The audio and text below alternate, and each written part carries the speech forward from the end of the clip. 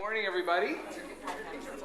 Very nice to see a few familiar faces, but also some new faces. So it's really great to be able to have kind of this conversation expanding to new horizons, so to speak.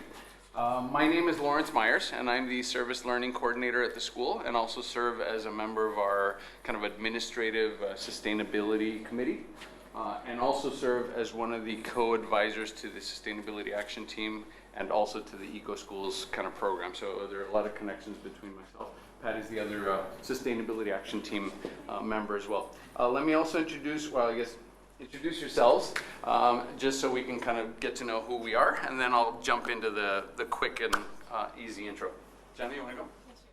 So, hi everyone, I'm Jenna. I am part of the high school gym group, which is called Global Issues and Network. So we are an organization that spreads throughout middle school and high school. So each year, what we do is we choose a focus and a target. So this year we've chosen raising awareness about sustainability, especially in today's day and age. There's so much waste that we generate at a school and just globally.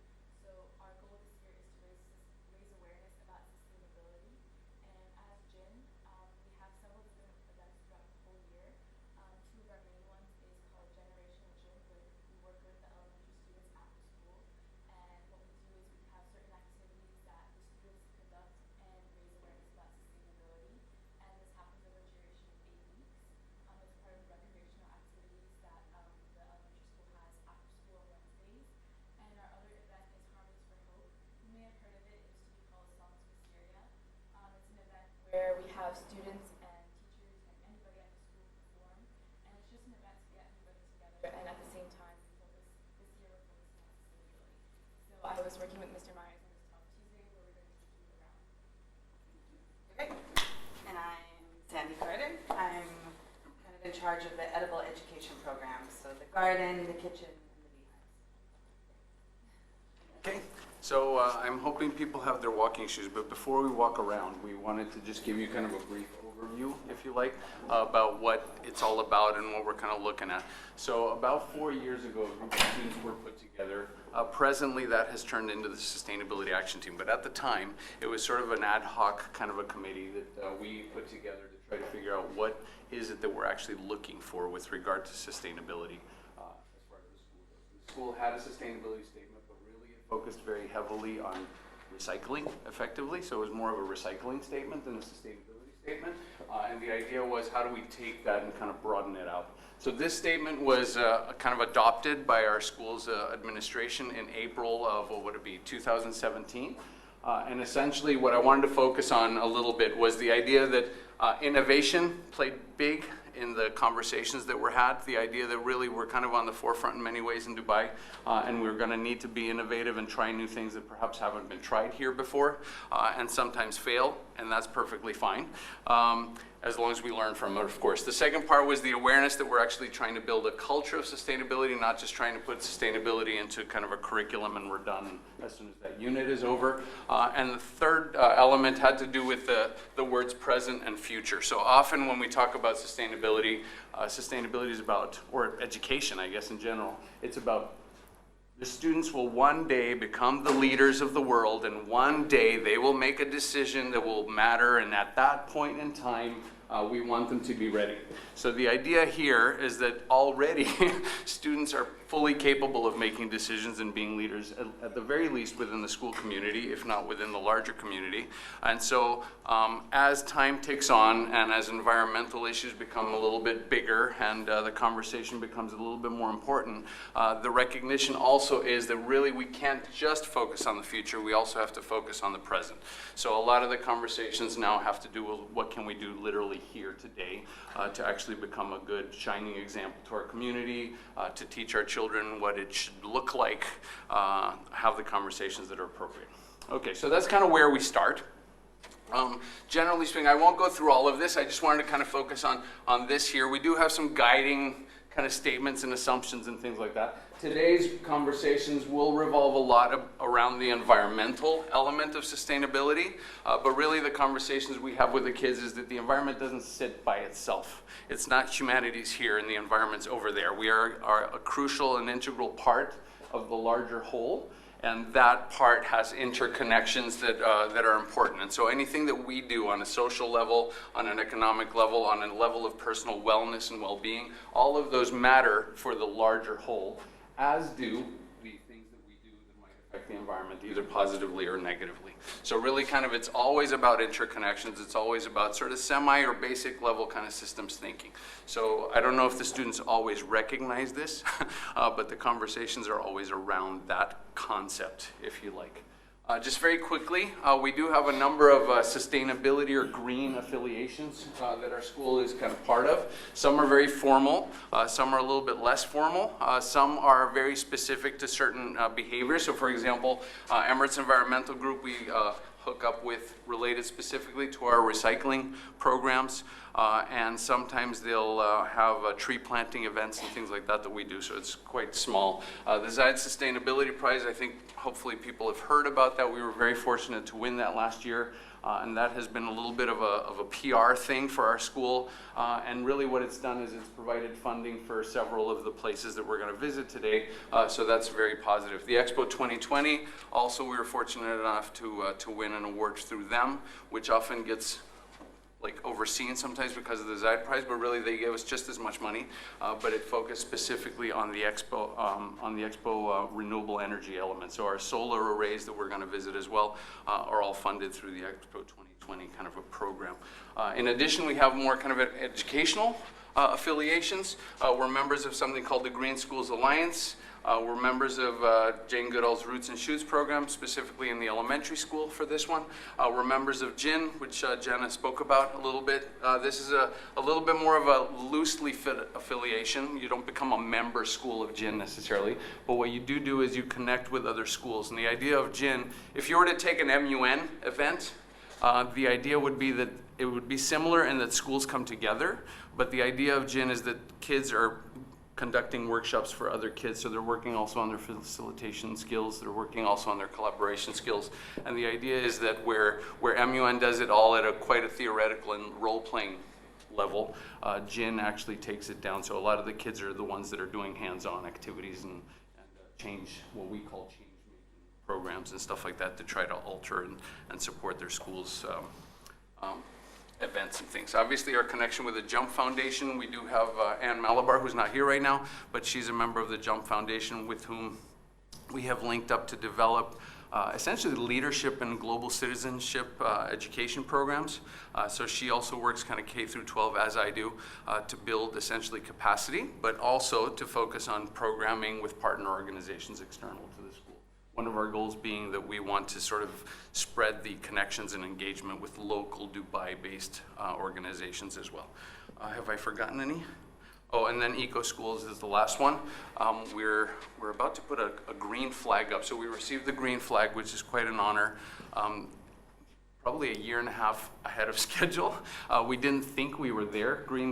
Eco Schools has kind of a process that you need to go through, which is essentially establishing kind of a baseline and then doing what you need to do and then collecting data. So the kids are actually going through quite a process of organizing and setting up and planning and changing and all that kind of stuff. So our Eco Schools program is almost like an umbrella organization to a large number of our student organizations. But what sets it apart is that students are actually facilitating a group of about 45 community members.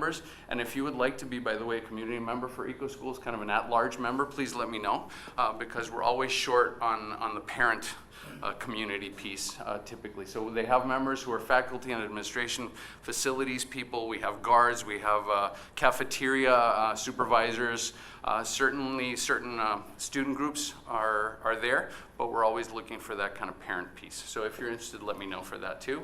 But the Eco Schools program has as its top kind of pinnacle the green flag, as they call it, and we thought that we were going for what was a silver. So they have the bronze, the silver, and the green. But in a couple visits that they had here, they said, honestly, you guys are probably way ahead of where bronze and the silver should be. So they recommended we just apply for the green, which we were happy to be informed in late June that, like 2 days before school ended, that we would be given the green flag award. And there's a formal ceremony in February, but we're still kind of waiting to hear about that. So that's a really nice connection to other schools as well, because there are a number of international schools in Dubai and across the world. Probably thousands of schools across the world related to this. Okay, so lots of great stuff is already happening at the school. We have, these are just a few pictures of things already taking place, just in terms of trying to get that kind of change maker element going. So this is pictures of a fourth grade clothing swap. I don't know if you have any children in fourth grade or not, but last year basically they were doing their economics unit. They decided to focus on circular economy concepts, and specifically focusing on the environmental costs of fast fashion is what they kind of decided. I don't know who decided that or how they determined it, but in trying to get the kids to actually make personal change, the kids determined that it would be a great idea to have a clothing swap rather than go back to, I don't know, H&M and go shopping for a new set of clothing. So they organized the entire event. They brought stuff in. They set up the like handover and pickup process. It was actually quite an impressive thing, but they wanted to keep it small because it was their first attempt. So they kept it into like the fourth grade area. So if you weren't a fourth grade teacher, you probably don't know that these kind of things are necessarily happening. Other examples might include going off campus. So this is one of our high tide groups with their partner kind of people through Emirates Nature, it's called, is the organization that they partner with. And this specific one is just outside of Dubai on the way to Abu Dhabi on one of the beaches. They do multiple of these during the course of the year. So things are already happening in terms of the actual events. But today, we're going to focus very specifically on certain areas that we're using as learning spaces. And these areas, just to walk you through, will be the Sustainable Garden, which is where we're going to start. And Sandy's kind of going to be running that part of the show. She is our edible education guru, and honestly is often spoken to about knowledge and feedback, but also increasingly other schools are coming to her to find out how we do what we do. And really, as the reputation of the program increases, Sandy's becoming pretty much of a golden child in this community. So it's great to have her around. So she'll give you a little bit of a start with the space that really started the whole thing before we started expanding and doing stuff. The second one is our kitchen classroom. The kitchen's been there for a while. As soon as we moved to the new campus, but now it's kind of been fixed up a little bit. It's created more as a classroom space, so Sandy will also kind of lead that section. We'll head over to the industrial composter, and Jenna is kind of in charge of the industrial compost talk. In addition to, along the way, we'll be talking about our recycling program and things like that. And then we'll be heading up to the solar array, which is kind of my section, if you like. To do that, we have to walk through the facilities office, so it's going to be a little bit awkward. But there is kind of a learning space out there, and just kind of bear with me and be flexible about what we're doing as we mosey through offices. And finally, we'll end up at the bee garden. At this point, we have been very fortunate to have already had our first, 5 liters, you said, I think, of honey. And like the production is already there. The kids are very excited about it. We have a lot of connections to grade 2. Sandy will be talking about that as well. And then, of course, along the way, some talk about recycling, about our reusable kind of cutlery and plates and things like that. Talk a little bit about paper reduction, which I'll probably throw in there. Our cafeteria food waste challenges and hopes. And then also any other questions you might have along the way. Any questions so far? No. Okay. So what I would like is I wanted to just say there are pieces of information available to you. Often people don't know that these things exist, so I just wanted to throw it out there. If you're interested, L. Myers is my email. I'm very happy to share this presentation or share these links with you or anything along those lines. We have a service learning blog that basically just is really more for documentation of things that are happening. I would say we update it maybe every couple weeks or so, roughly. So it's not a daily thing. I can't keep up with the social media frenzy that often takes place. So it's more of a basic, here's some information, K-12. We have the Go page online. So if you go to the Go page, there's a Sustainability at ASD tab on the left side. You can click on that for the more kind of broad information. There is a media page on that too, where you can find some videos and things like that. The videos come typically from this YouTube channel. We do not make our own videos, but we do have classes and things like that share their videos with us when they're service learning related or sustainability related, and so sometimes we'll post them to that as well. And then Sandy has her ever-growing Sustainable Garden Instagram page, and I'm not quite yet on Instagram, so I've fallen behind the curve here while Sandy's like trend setting. I'm loving it. Okay, so that's kind of where we are. If you're interested in any of this, just let me know. I'm happy to share this. These are live links, and we can go from there. And then, if you don't have any questions, we can start walking. Sandy, you good? Okay, can you maybe lead them?